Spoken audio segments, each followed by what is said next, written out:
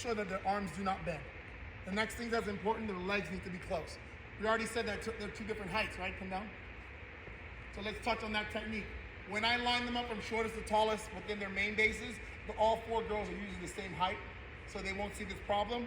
But what's important is that they make sure they keep their shoulders even. When they squat, obviously, our side base has to squat more than our main base, but the shoulders are even. When they grab, hands are by the belly button, and they're staying very tight. When I say tight, I think I should be able to hold myself. Open your hands a little. There you go. I should be able to hold myself up. Why? Because that's how their arms are in close to their body. Okay? Now, jump back in. What's important about the back spot is to help with the waist. All of them are going to be bases. All of them will be back spots. Come down. Show me another scenario. Ready? In. 1, 2, go. She is not a top person, but again, weights in the arms. Got it? Another thing I try to make them doing this is walk forward. Walk backwards. Okay. I won't do it to y'all. Come on. Yeah. In those groups, before we even build the preps, again, this is day 1. This is just doing the fundamentals of that. I'll line them up on the back of the floor in those groups, and we'll have races. Okay. Now nobody has built yet, right? You don't have to worry about. You still have to worry about being safe. But let me explain to you how we stay safe at USF. Y'all spot? Yeah. There's no need to, ever. And I'll tell you why. You have enough bodies there to be able to spot everything that they're doing. We do zone spotting. What does zone spotting mean? Imagine there's another stunt group here. This is the top girl in that stunt group, and this is where she stands at this 45-degree angle. Over here, remember another stunt group. I should have probably had another one here, but we didn't. This would be the side base. This is the who?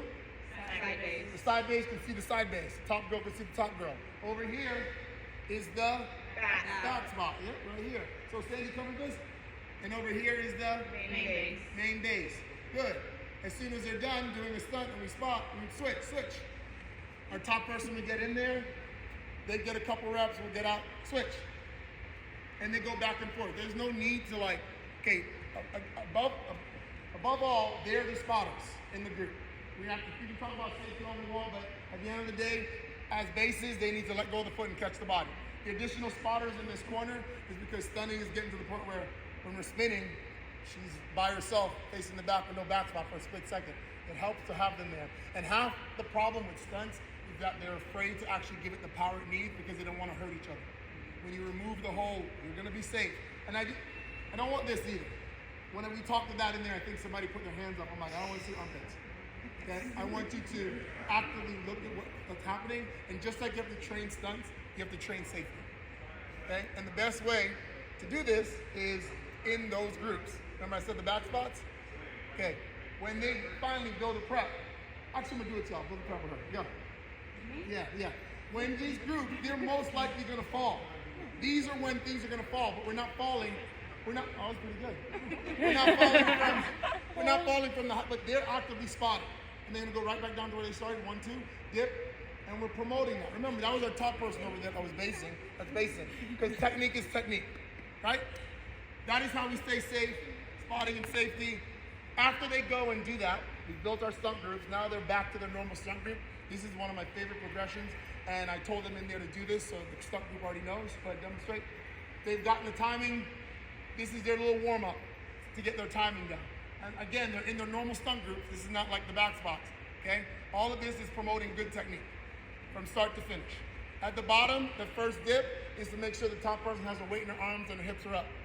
Okay, that other dip at the bottom was for the bases to engage their legs and then drive it up and resist the shoulder level. From there, they engage the legs again and they're working on their timing.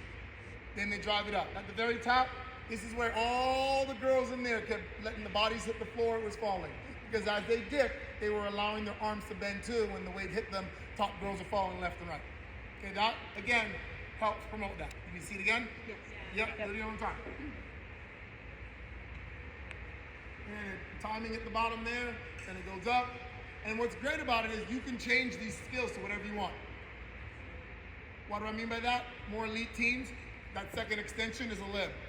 And then from there, they tap it down, as opposed to it being 2 extensions. Okay, some groups, that second bump was a full around. Okay, you can just be creative, but stay within your build-up. That's a great technique thing for them to do. Now, I'm doing great on time, so we're going to continue moving on. Any questions so far? Okay.